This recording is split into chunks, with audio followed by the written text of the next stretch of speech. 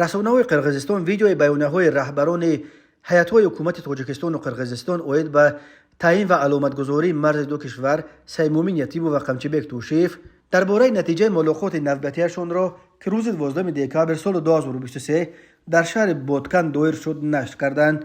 سیمومین یتیمو ویزار داشت که در این ملاقات کارهای به قدر کافی انجام داده شد و ما به مسافه بیش از 120 کیلومتر دیگر پیش رفتیم. ما این مسئله ها را اصولا حل کردیم.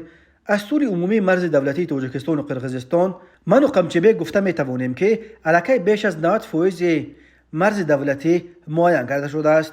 ما در حقیقت به حل این مسئله نزدیک شدیم. او به اعضای کمیسیون بین دولتی برای کارهای با موفقیت انجام داده شده تشکر گفت و افزود که کمیسیون به حل مسائل اساسی با مسئولیت تام مناسبت میکند و دستورهای دقیق رهبرهای دولت‌های ما را اجرا میکنند.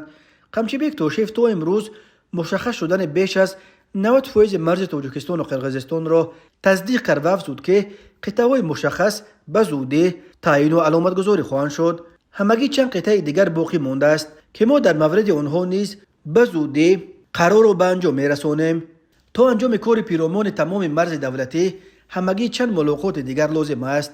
اظهار داشت توشیف او نیز اعضای کمیسیون همچنین یتیموف را برای خوب کار کردنشان تشکر گفت.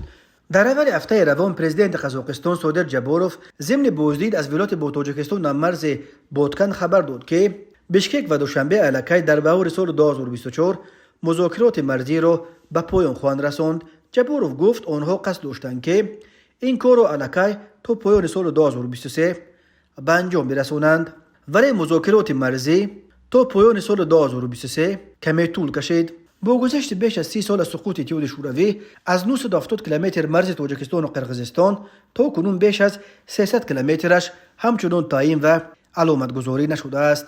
در قطعه باسی که اساساً در مرز دو کشور جایگیر شدند هر سر چند وقت بر اثر آب و زمین و چراگاه و راه مناقشه و رخ می‌دهند.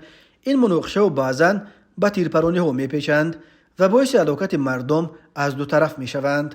در سالهای 2021 و 2022 در نتیجه زدخوردهای مسلحانه در مرز دو کشور نزدیک 200 نفر کشته شده، بیش از 700 نفر از هر دو جانب زخمی شدند.